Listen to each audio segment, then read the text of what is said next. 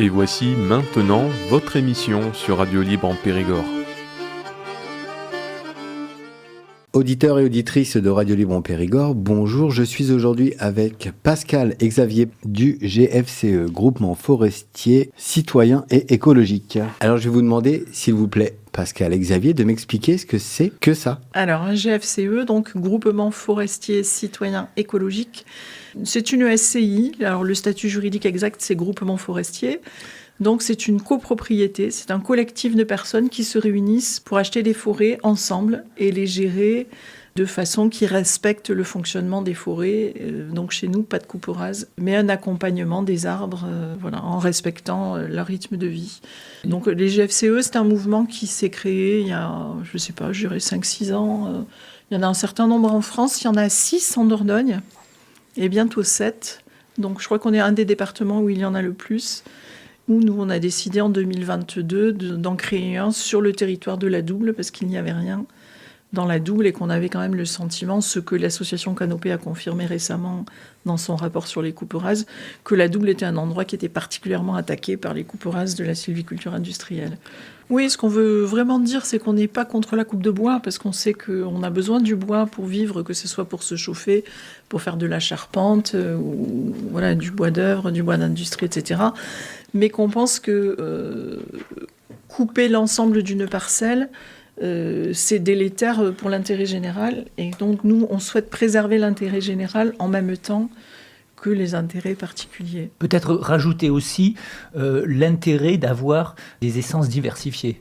En fait, dans la Dordogne, enfin dans le Périgord, on retrouve pas mal d'essences. C'est une des forêts qui a le plus d'essences diverses. Donc, on voit se multiplier les monocultures. Alors il se trouve qu'en Dordogne, et notamment dans la Double, les forestiers nous disent qu'étant donné la pauvreté des sols, ils ne repoussent que du pin maritime. Nous, on s'appuie sur des témoignages de scientifiques, de forestiers, alternatifs, pour nous dire que c'est pas vrai. Donc, on essaye dans les forêts qu'on acquiert, de prévoir, une évolution en respectant la diversité des essences, voire en l'encourageant avec des essences locales, essentiellement. Pour éviter des espèces d'expériences genre les gens qui veulent mettre des eucalyptus. Il y a des expériences en Dordogne de plantation d'eucalyptus, alors que c'est pas du tout adapté, ça brûle comme des allumettes. Comme des allumettes, voilà. Et puis ça va pas du tout. Pour revenir peut-être sur ce qu'est un GFCE, oui. Moi je voudrais préciser que ça n'est pas une association. Donc il ne s'agit pas de donner de l'argent pour soutenir une association. Ce que font nos associés, c'est qu'ils investissent de l'argent. Donc c'est une différence qui est quand même très importante et qu'il est important de signaler. Donc c'est de l'argent qui reste la propriété. On prend des parts sociales en fait quand on rentre dans le groupement forestier. Et donc ces parts sociales continuent à vous appartenir, mais vous vous engagez à laisser cet argent pendant 5 ans à disposition du groupement, voire 8 ans si vous bénéficiez des avantages fiscaux, puisque l'État, pour essayer de préserver ses forêts, a constitué un dispositif d'avantages fiscaux qui s'appelle le défi forêt. Et notamment, dans ce défi forêt, il y a le défi acquisition qui permet de défiscaliser 25% de la somme investie sur l'impôt de l'année suivante. C'est-à-dire, si vous achetez une part à 100 €, l'année suivante, vous pouvez déduire 25 € de votre impôt. Voilà. On l'a appelé citoyen parce qu'on veut vraiment que les citoyens de notre territoire se sentent concernés. Et c'est la raison pour laquelle on a décidé qu'il suffisait d'investir 100 € pour en faire partie. Et que dans notre groupement forestier, un associé vaut une voix quand on vote des choses. Donc celui qui a mis 100 €, il pèse le même poids que celui qui en a mis, pour l'instant, celui qui en a mis le plus, c'est 6 000 €. Parce qu'on veut être vraiment dans une démarche citoyenne. Ça nous paraît important, donc on n'a pas envie que ce soit ceux qui ont le plus d'argent qui pèsent le plus. Ça change un peu par rapport à notre société d'aujourd'hui. Ça fait du bien. Qu'ajouter on peut ajouter qu'on est parti à 3 associés, oui. Et nous voilà maintenant 50 associés. Donc ça, c'est une bonne chose, et il y a un emballement là assez récent. Donc on espère que ça va continuer, et puis qu'on va arriver à avoir l'importance, parce que en définitive, on a 400 000 hectares de forêt, un peu plus en Dordogne. Les groupements forestiers, pour l'instant, ça représente, on va dire 200, 300 hectares maxi. Donc ça fait pas beaucoup. Et la difficulté, c'est justement de trouver des grandes parcelles comme certaines gros propriétaires ont. En fait, il y a très peu de très gros propriétaires. Et il y a énormément... La moyenne des 100 000 propriétaires de forêt en Dordogne, c'est 4 hectares, parce qu'il y a 100 000 propriétaires. D'accord. Donc c'est énorme. Et ils ont forcément des toutes petites parcelles, et gérer une forêt de 3 hectares, c'est pas tout à fait la même chose que gérer une forêt de 50, 100 ou 500 hectares. Alors si on revient sur les GFC, écologique, on l'a un peu expliqué. Citoyen, il y a aussi un autre élément, c'est qu'on a, alors les auditeurs pourront le trouver sur notre site, on a une charte et un pacte d'associés. Et dans ce pacte d'associés, on demande à nos associés de s'engager à ne pas réclamer de dividendes. C'est-à-dire que ça n'est pas un outil spéculatif. C'est un investissement pour l'intérêt général, puisque l'idée, c'est de conserver ces forêts le plus longtemps possible. Et a priori, nos statuts prévoient que le groupement durera au moins 99 ans. Et si on vend du bois, ou quand on vendra du bois, ça servira à racheter d'autres forêts, ou à payer des professionnels, puisqu'on a aussi dans nos valeurs l'idée de faire vivre une filière de professionnels qui ne soient pas de grosses industries, mais qui soient des bûcherons, des débardeurs à cheval, des experts forestiers, des élagueurs, pourquoi pas, mais vraiment à l'échelon local. Et donc ça nous paraît normal aussi de porter le discours qui est toute peine mérite salaire et le travail doit être payé pour ce qu'il vaut. On n'est pas là pour faire des économies sur le dos des professionnels. Du coup, c'est vraiment un engagement citoyen parce qu'on accepte de bloquer une somme d'argent qui ne nous rapportera rien. Sinon, le bonheur de faire vivre les forêts et puis d'aller s'y promener et de se dire qu'on se met un peu en travers des grosses abatteuses. Et c'est un engagement écologique puisqu'on veut préserver ces forêts. Alors, on se laisse la possibilité d'en laisser certaines en libre évolution, mais on n'est pas non plus pour ne pas toucher aux forêts. On coupera des arbres, c'est sûr. Mais un arbre par-ci, un arbre par-là, et jamais une parcelle entière. C'est-à-dire qu'on est vraiment dans une... Alors en ce moment, on a une grosse discussion et réflexion dans notre groupement forestier, c'est est-ce qu'on va parler de sylviculture comme on l'a fait au début, puisqu'on parlait de sylviculture mélangée à couvert continu, c'est ce que disait Xavier, ou est-ce qu'on va basculer vers la foresterie ? Et je pense qu'on s'oriente vraiment vers la foresterie, c'est-à-dire quelque chose qui est encore plus doux et encore plus respectueux du vivant que la sylviculture. C'est-à-dire on fait un pas de côté supplémentaire pour s'éloigner de la productivité et pour accompagner le vivant. D'accord. Ce qui n'exclut pas qu'on coupe des arbres et que l'humain les utilise. Alors justement, dans cet esprit-là, on essaye de faire participer nos associés à des chantiers. Et les chantiers, ça peut être... Alors pour l'instant, on en a initié 2. On a fait un premier chantier qui consiste à préparer des semis, puisque, bon, en fait, on voit beaucoup de plantations, mais il y a une autre méthode qui nécessite d'autres techniques, qui consiste à faire des semis. C'est-à-dire qu'on récolte des graines locales, et puis on prépare des placettes et on sème ces graines. C'est ce que faisaient les anciens. C'est une expérience qu'on a lancée sur une de nos parcelles et qu'on va certainement diffuser dans d'autres parcelles. Et puis on a un deuxième chantier qui est assez enthousiasmant, ça s'appelle un chantier castor. Alors un chantier castor, c'est pas, on va pas ramener des castors sur nos forêts. Merci pour eux. Peut-être qu'ils vont revenir tout seuls, mais l'idée c'est de réaménager les ruisseaux. Parce que en fait, les ruisseaux, les petits et les gros ruisseaux, en fait, ils sont de plus en plus calibrés, ils sont rectilignes, ils sont enfoncés, et en fait, ça empêche l'eau de perfuser un petit peu partout sur le sol. Donc l'idée, c'est de mettre des embâcles pour que le ruisseau, le plus souvent possible, se répande dans le lit secondaire du ruisseau. Déjà, ça va empêcher les alluvions de partir plus loin aussi. Donc ça va permettre de remonter le niveau de l'eau. Voilà. D'accord. Et puis l'eau va percoler sur les terres autour et ça va permettre de remettre des essences d'arbres qui ont besoin de plus d'humidité, donc de diversifier encore nos plantations.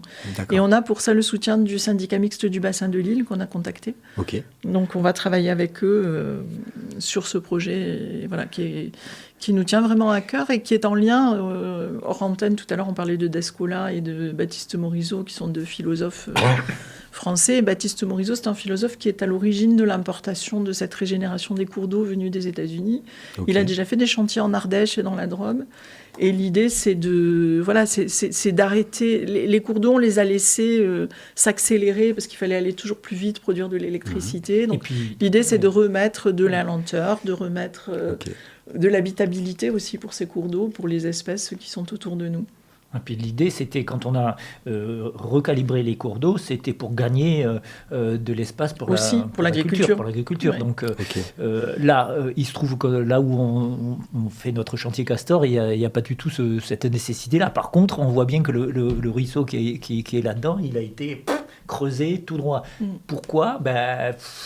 Je pense que c'est parce qu'on n'a pas suffisamment réfléchi à l'intérêt de retenir l'eau sur les parcelles. Vous parliez tout à l'heure d'un chantier semis, et je me posais la question vous voulez faire de l'agroforesterie ou ça n'a rien à voir, ce sont juste des essences d'arbres pour diversifier justement les essences. L'agroforesterie, c'est quand on associe l'agriculture à la forêt. D'accord. Donc là, c'est pas notre objectif. D'accord. C'est vraiment... cette réflexion, elle est venue aussi en lien avec les inquiétudes que nous avons tous au niveau du dérèglement climatique. Et on entend ça et là, que ce soit l'ONF, le CNPF, la DDT, nous dire le gouvernement, nous dire il faut adapter les forêts au changement climatique. Et tout à l'heure, Xavier parlait de chêne rouge d'Amérique. Nous, on pense que ça n'est pas en amenant des essences exotiques qu'on adaptera notre forêt, parce qu'on joue souvent à l'apprenti sorcier et on met une essence exotique, mais on ne sait pas trop ce que ça va faire derrière. Et on fait le pari que les arbres qui ont su évoluer pendant des milliers, des millions d'années, s'adapter, et puis on a désormais des chercheurs qui travaillent sur l'épigénétique, sur ce qui se transmet par les gènes en fonction de la vie des individus, qu'ils soient arbres, lièvres ou humains. Et on se dit que c'est probablement les arbres de chez nous qui seront les plus aptes à s'adapter. Raison pour laquelle nous avons entrepris de récolter des graines locales. D'accord. Donc c'est vrai qu'on avait une journée formation avec nos associés le 11 novembre et on a ramassé des alises, des cormes, des baies de tilleul. Qu'est-ce qu'on a mis ? On a mis des glands, on a mis des châtaignes. J'en oublie, mais oui. Voilà. Et là, on a pour projet d'aller ramasser des graines de tremble. Voilà. On va essayer de diversifier au maximum, et c'est bon pour les oiseaux, c'est bon pour les animaux qui passent dans nos forêts. Parce qu'on a mis des pièges photos aussi. On a vu que sur le rue qu'on veut réaménager, on a vu passer chevreuils, sangliers, donc c'est chouette. C'est génial même. Ouais. Vous voulez expliquer le fonctionnement ? Alors le fonctionnement, il est le plus transparent possible. C'est déjà ce qu'on peut dire. C'est-à-dire que dès qu'on devient associé du GFCE, les Feuillus de la Double, on a un accès en lecture à toute notre comptabilité. Parce qu'on a bien quand même... nous sommes 4 co-gérants, ça on ne l'a pas dit. Et on a bien conscience de la responsabilité qui est la nôtre à gérer des fonds qui ne nous appartiennent pas. Donc on tient à ce que nos associés puissent vérifier. On a accès à une partie de notre site. Notre site a une partie grand public où on donne beaucoup d'informations sur ce qu'on fait, sur ce que c'est la gestion d'une forêt plus douce, ce que c'est les chantiers Castor, etc. Et puis il y a une partie associée où on a toute la partie administrative, combien nous ont coûté nos terrains, etc. Chaque fois qu'on a une sortie sur le terrain, que ça soit une rencontre avec le SMBI ou une visite de parcelle en se demandant si on veut l'acheter, tous nos associés sont informés et ceux qui ont envie de nous accompagnent. On les consulte assez fréquemment, on organise des réunions et on a envie aussi d'avoir un fonctionnement plutôt convivial. Donc chaque fois qu'on peut, on fait une réunion, on mange et on boit ensemble après. C'est important pour nous, même si on a des associés qui sont désormais loin, puisqu'on en a en Normandie, en Bretagne. Alors c'est pas la majorité, le gros bataillon, le gros du bataillon est en Dordogne. Mais voilà, on essaie de les rencontrer assez régulièrement et en tout cas de les faire participer aux décisions importantes, parce que notre objectif, c'est aussi que les gens qui vivent ici s'approprient leur forêt. Et voilà, ce qui nous agace souvent, c'est ma forêt, je suis chez moi, je fais ce que je veux. Nous, on pense qu'il y a un peu au-delà de ça et que même si on est propriétaires tous ensemble, on peut s'intéresser à l'intérêt des gens qui n'ont peut-être pas eu l'argent pour devenir propriétaires avec nous ou qui ne s'y sont pas encore intéressés, mais qui ont quand même besoin de l'air que la forêt filtre, qui ont quand même besoin de l'eau propre que les racines de nos arbres filtrent, etc., etc., même qui ont besoin du plaisir d'aller se promener en forêt. parce que c'est une chose qui fait du bien. Moi, le premier. Oui. Ben oui. Et je peux rajouter sur notre manière de fonctionner, on essaie au maximum que nos associés prennent part notamment à la recherche des parcelles, puisque c'est une partie de l'activité qui est la plus complexe en fait. Et on se rend compte que dans Dordogne, le bouche à oreille, c'est quelque chose qui marche très bien. Donc les associés qui connaissent, qui entendent parler de forêts qui se vendent, évidemment, ils sont assez efficaces pour ça. Et on a aussi...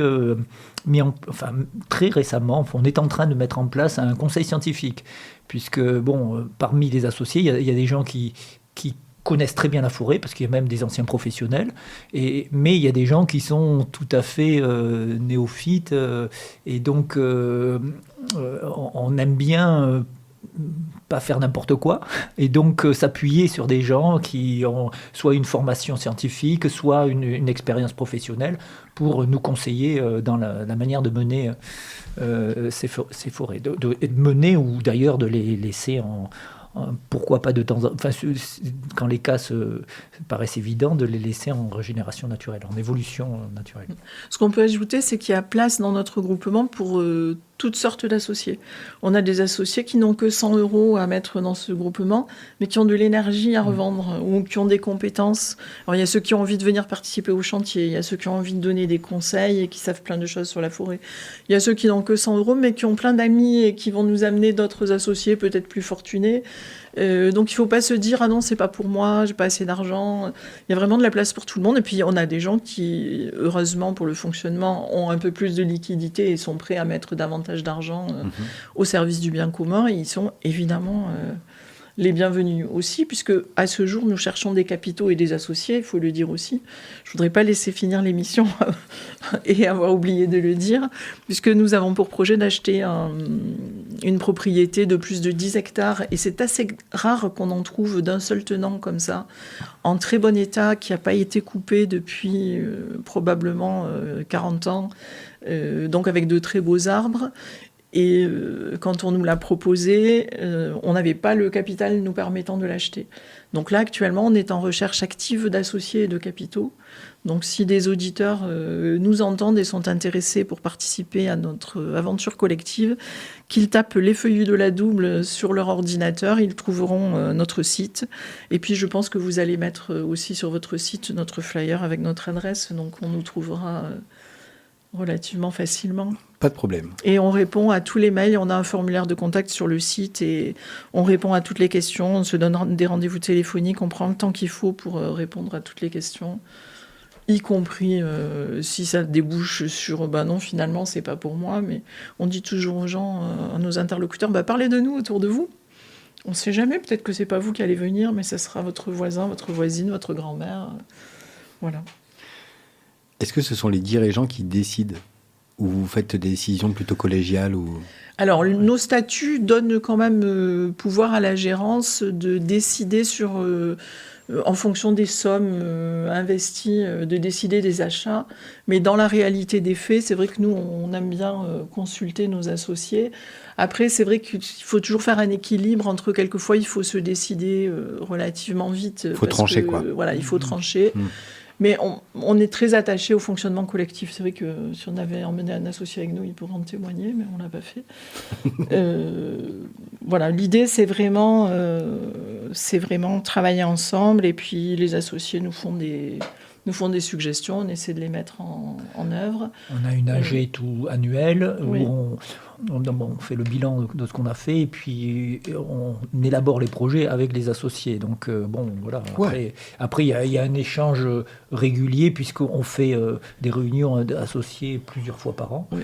C'est là que on peut discuter pour savoir si des gens ont des idées, qu'est-ce qu'on peut faire, où est-ce qu'il y a des forêts à acheter, etc.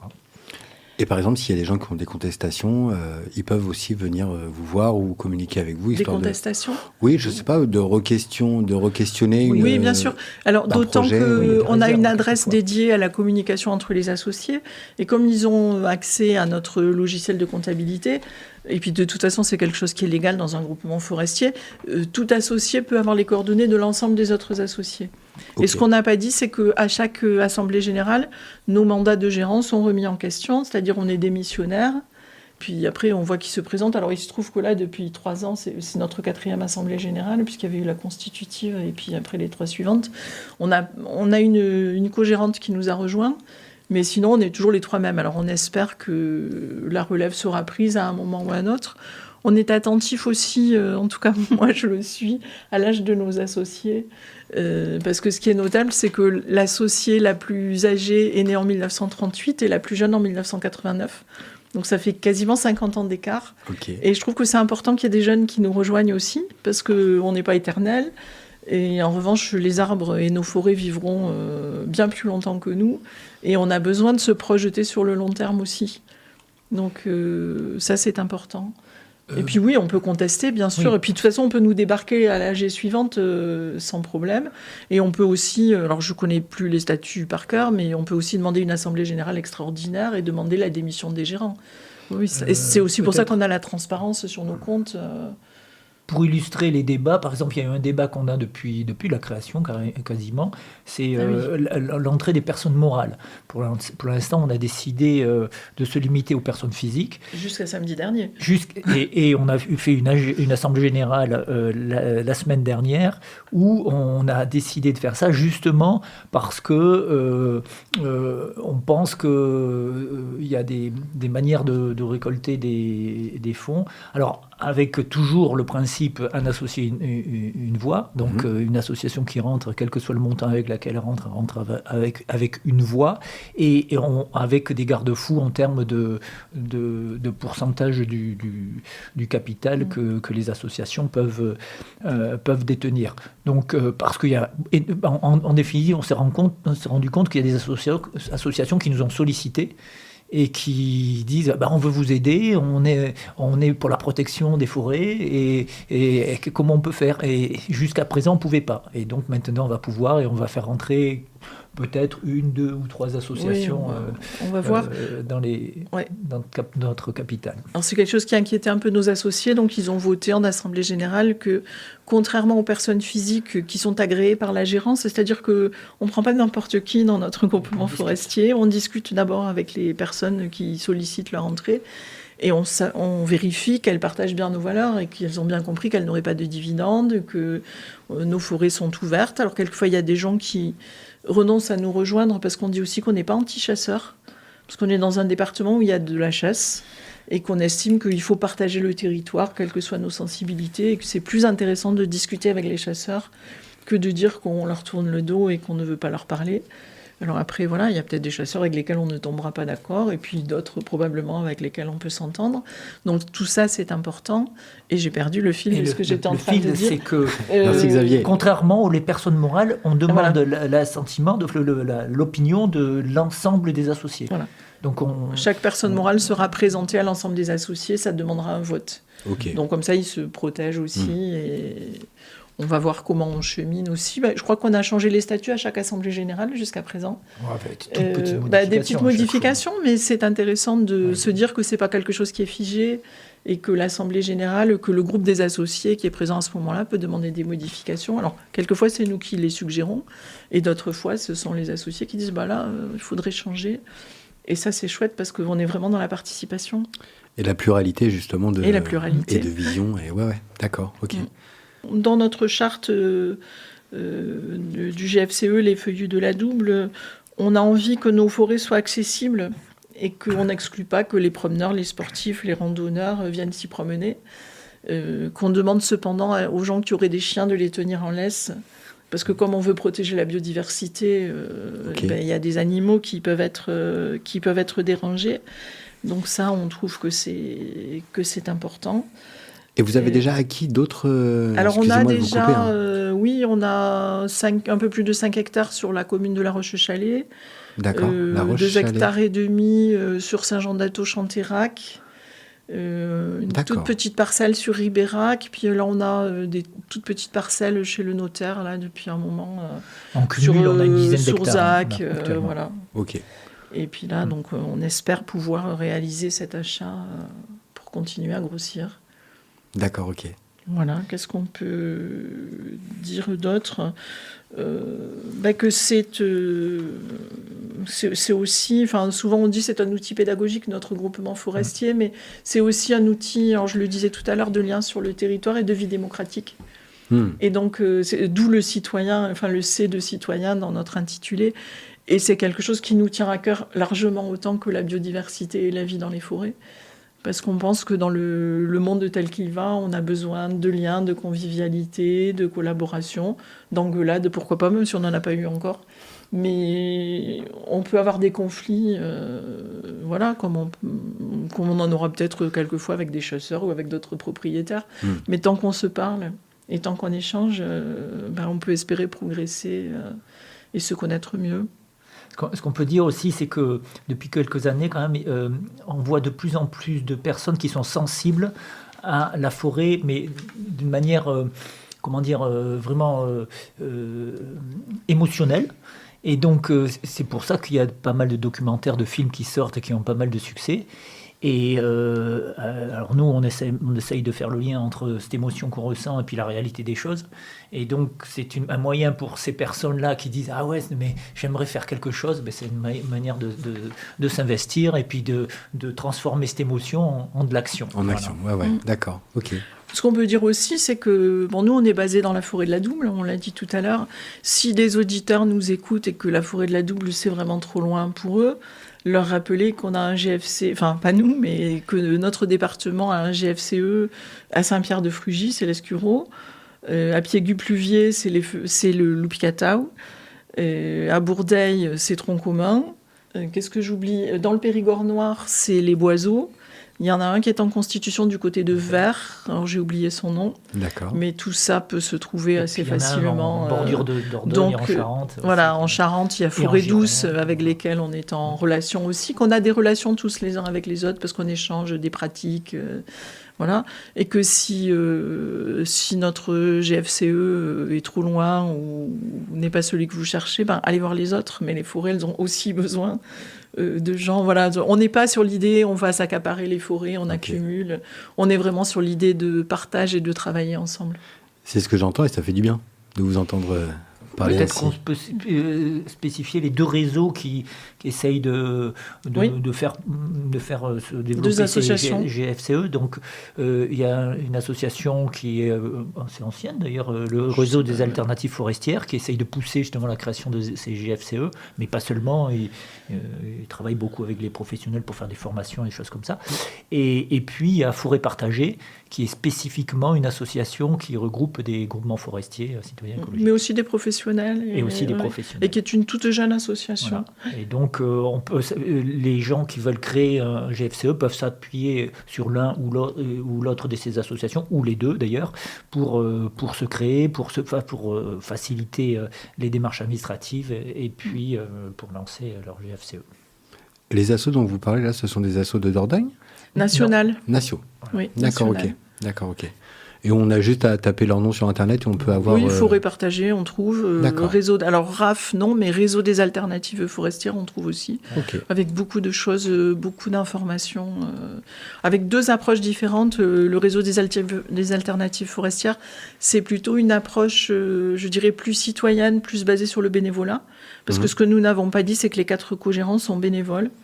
Donc nous ne sommes pas défrayés de quoi que ce soit, ni même de nos déplacements en voiture d'ailleurs. Ni en studio, vous voulez dire ? Voilà, non, c'est vraiment du bénévolat. Merci, alors que Forêt Partagée, c'est une approche qui est plus entrepreneuriale parce qu'il y a aussi des groupements forestiers, notamment en Corrèze ou en Creuse, qui sont gérés par des professionnels qui en ont fait leur métier, donc du coup qui ont beaucoup plus de terrain, qui ont une expérience professionnelle que nous n'avons pas. C'est pas la même échelle. N'empêche qu'on a envie de partager des choses ensemble et qu'ils sont très aidants pour les petits groupements forestiers plus amateurs, on va dire, qui se montent. C'est que c'est très important aussi ce partage et ces liens qu'on peut avoir avec d'un côté l'approche plus associative, plus citoyenne, de l'autre côté l'approche plus entrepreneuriale, parce qu'on a à apprendre des deux côtés. Et quelquefois, on a peut-être des idées qu'ils n'avaient pas eues et on peut les partager avec eux aussi. Donc... on a tous à apprendre les uns des autres. On est d'accord. C'est bien de croiser les regards aussi. Bien sûr. De voir les différentes expériences. Oui. D'accord. En revanche, ce qui est sûr, c'est que la forêt, actuellement, c'est un sujet d'investissement qui est assez porteur, parce qu'il y a des agences qui se sont spécialisées là-dessus. Bon, on reçoit leur documentation qui, en général, ne nous intéresse pas beaucoup. Mais on voit bien qu'on reçoit régulièrement des brochures, investissez dans telle ou telle forêt. Donc ça devient un produit de placement, ce qui nous complique la tâche, évidemment, parce que c'est pas le même objectif que le nôtre, mais ça, c'est très perceptible, surtout dans le monde un peu incertain, enfin de plus en plus incertain dans lequel on vit. Messieurs, dames, merci pour ce moment. Mais merci de nous avoir accordé un temps d'antenne. Mais avec plaisir. Merci Xavier et Pascal. Merci à vous. Avec plaisir. Et puis à bientôt en forêt. À bientôt, ouais. Radio Libre en Périgord, 102.3.